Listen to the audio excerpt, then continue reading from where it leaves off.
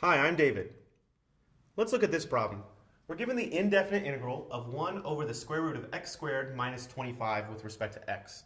And we're asked to evaluate this integral, and we're given the substitution that x should equal 5 secant theta. Now, just by looking at this, under the square root we have x squared minus a constant squared, so we know that our substitution should probably look like something like this, something involving a secant theta. But since it's given to us, let's go ahead and use it. Well, if we're going to rewrite this integral, we need to know what dx is. So dx is the derivative of this with respect to theta, 5 times secant theta tangent theta. And then, since it's dx and not dx over d theta, I need to remember to include my d theta. Okay, that's really all I need now, and I can rewrite this integral. Well, let's see what I've got. This is the integral of 1 over the square root of, well, x squared is really this thing squared, 5 secant theta squared.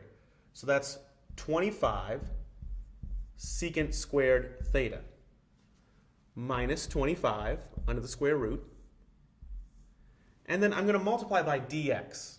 Now, since it's kind of long, I'm going to put the dx in the numerator because writing it in the numerator or writing it right to the side, that's the same thing.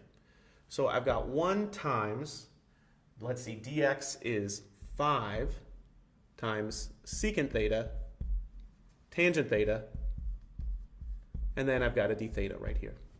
So if I can integrate this, then I can figure out this integral. Well, let's see how this simplifies a little bit. The big thing that I'm going to want to simplify is what's under the square root. So two things I can kind of do here. First of all, I can factor out a 25. And what I'll be left with is secant squared theta minus 1. But secant squared theta minus 1, we have an identity for that. That's the same as tangent squared theta. And that's the whole reason we're using this substitution. So this is 25 times tangent squared theta. Okay, so under the square root, I really have 25 tangent squared theta. But it's under the square root, so I should take the square root of that. So what I really have on the denominator is, well, the square root of 25 is 5, and the square root of tangent squared theta is just tangent theta.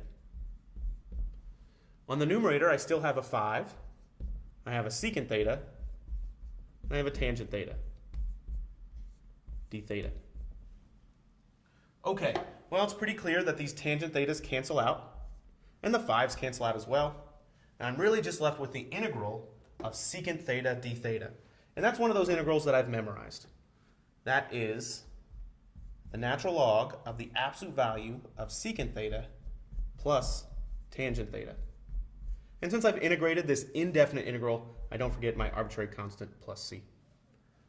Okay, but my integral was given to me in terms of x, and I've got an answer in terms of theta. So I've got to rewrite this in terms of x. Well, how do I do that? I need to draw a right triangle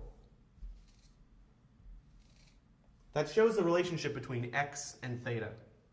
Well, x equals 5 secant theta, so secant theta equals x over 5. So let's put theta on this right triangle. Here's a right angle, and I'll say theta's right there. Well, secant theta is the same as 1 over cosine theta. Cosine theta is adjacent over hypotenuse. So secant theta must be hypotenuse over adjacent. So it must be that here is my x, and here is my 5. Hypotenuse over adjacent for secant theta. I can use the Pythagorean theorem to figure out what my third side of my triangle should be. It should be the hypotenuse squared, x squared, minus the other side squared, 25, all under a square root. And I'm kind of comforted by seeing a square root of x squared minus 25 because that's in my original problem. So I would expect to see that somewhere in here. Okay, now that I have where theta is and what the three sides of the triangle are, I can figure out what secant theta and tangent theta are. So let's see. This is equal to natural log of the absolute value. Well, for secant theta, I didn't really have to rewrite the triangle. I already knew that secant theta was x over 5. But for tangent theta, I've got to look at my triangle. Tangent is opposite over adjacent, so it must be the square root of x squared minus 25 all over adjacent, all over 5. And all that's inside my absolute value bars, and plus c. So this right here, the natural log of the absolute value of x over 5, plus the square root of x squared minus 25 all over 5, plus c, that's my final answer. Thanks for watching.